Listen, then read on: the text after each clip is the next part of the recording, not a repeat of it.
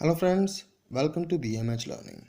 In this video, we are going to talk about 5' end labeling. End labeling is a rapid and sensitive method for labeling DNA fragments and is useful in visualizing small amounts of DNA.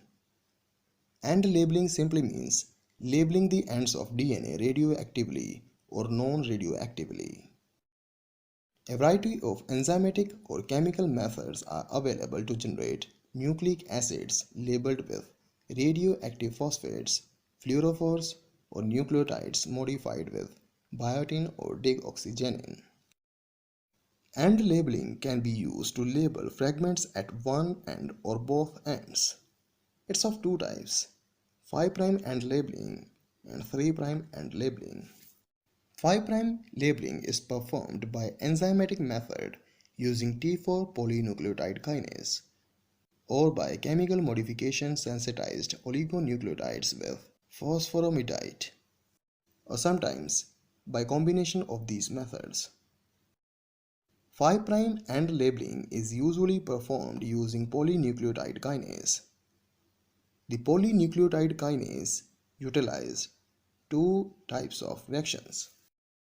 Forward reaction. A hydroxyl group is first created by removing the unlabeled phosphate residue from the 5' end of the DNA with an alkaline phosphatase, like calf intestinal alkaline phosphatase.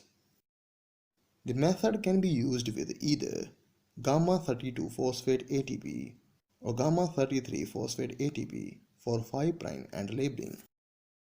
Gamma-35S ATP can also be used for the 5' end labeling.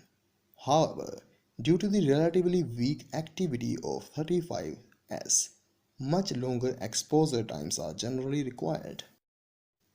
T4 polynucleotide kinase is then used to transfer the labeled gamma phosphate from ATP to the 5' end of the DNA. Exchange reaction. Polynucleotide kinase first transfer the phosphate from the 5' end of DNA to ATP, forming ATP and leaving a dephosphorylated target. Then enzyme performs a forward reaction and transfers a labeled gamma phosphate from ATP onto the target DNA. This was all. Thanks for watching.